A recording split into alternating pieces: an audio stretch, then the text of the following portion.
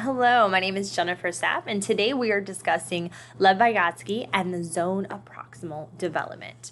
So to better understand him and the zone of proximal development, we need to discuss a little bit about his history and upbringing. So Vygotsky was born on November 17th, 1896 in Orsha, Russian Empire, or what's now Belarus. He was a descendant of a Jewish family, which meant that he actually was limited on certain educational resources simply because of his faith. However, this did not prevent him to move forward with his education after he was done being homeschooled. He entered into Moscow University, where he studied law. Now, once he finished that, he did return home, where he was a school teacher actually at a local college, and he taught logic and psychology. Now, unfortunately, there were a lot of events occurring around him that impacted the society and the culture at that time. And some of those events include the October Socialist Revolution, the Russian Revolution, and World War I. Now, these three factors, unfortunately, were going on. However, it really inspired him to realize that society and culture play a huge role in a child's learning.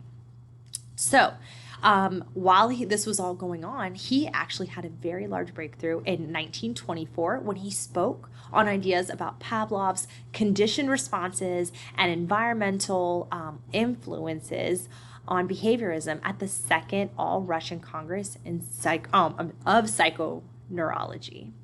From there, he was actually invited to join the Institute of Experimental Psychology in Moscow, where he later developed the zone of proximal development.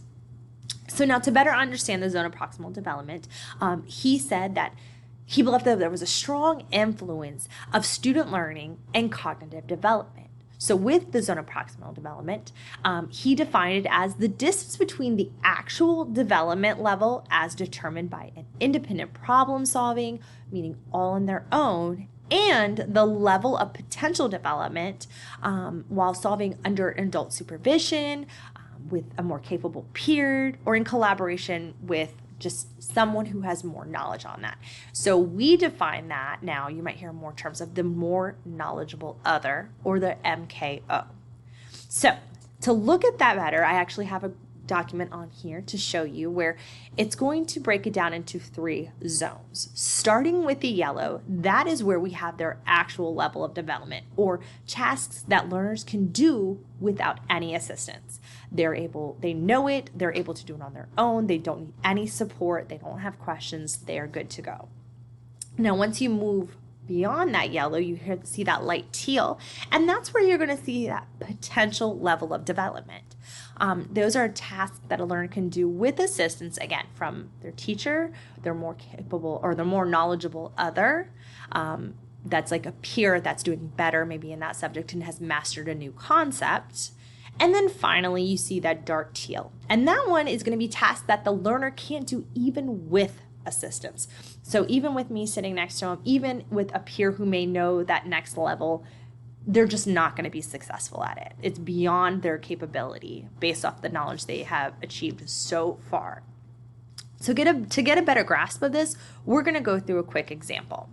So we're going to start with a student. So in class, you have been teaching in math addition.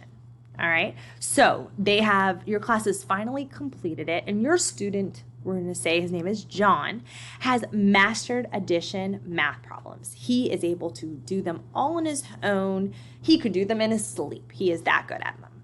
Okay. So now John, his next potential level of development would be considered subtraction.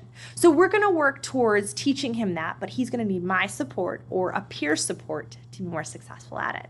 Now, finally, if we have not successfully completed subtraction, there's no way he can move into multiplication without instruction or without my support either. He will not be successful until he understands subtraction. So that's how the zone of proximal development works. And that's something that we should be able to use within our classroom to better educate our students. So there you have it. That is Lev Vygotsky and the zone of proximal development.